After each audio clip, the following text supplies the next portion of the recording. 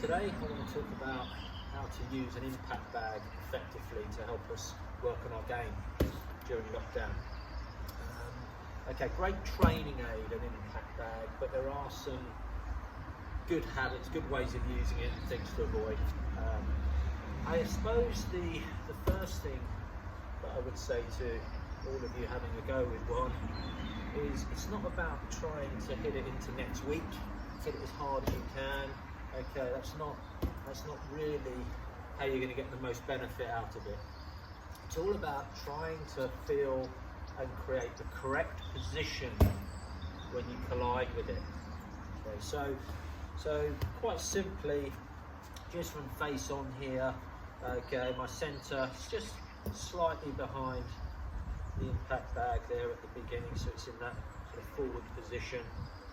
Okay, and I want to make a swing, but I'm really trying to pay attention to where I find myself when I collide with it. So what I'm hoping to see here then is a nice long left arm.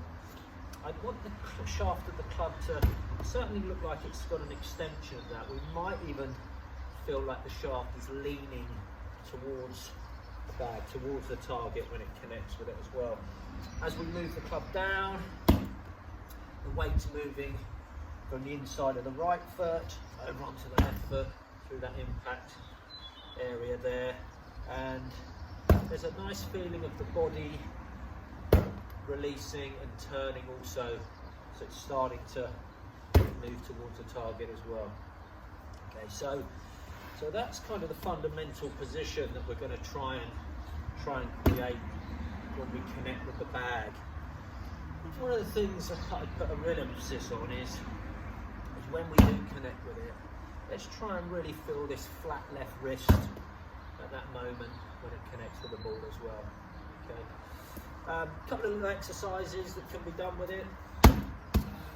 Probably one of my favourites here. This is kind of to do with making sure you've got the correct club path or swing path when you come in. I just put one of the tour sticks in the ground there, so directly behind the centre of it. Okay, right in there.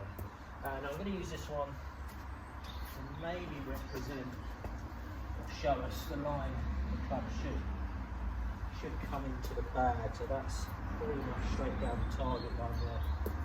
Okay, so what I want to try and emphasise here when I use the bag is when I connect with it, I get nice and square.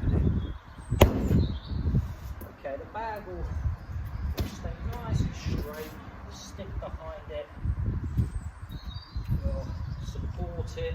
It's good to have a little bit of resistance with it actually, rather than just having it just go freely forwards, putting something behind it, quite useful. Okay, you see now I'm quite happy with that. Now if you look carefully at the video on this, you notice the club is coming from the inside to help me create that. I'm not coming into the ball dead straight across that line, coming from inside it and then hitting it squarely here.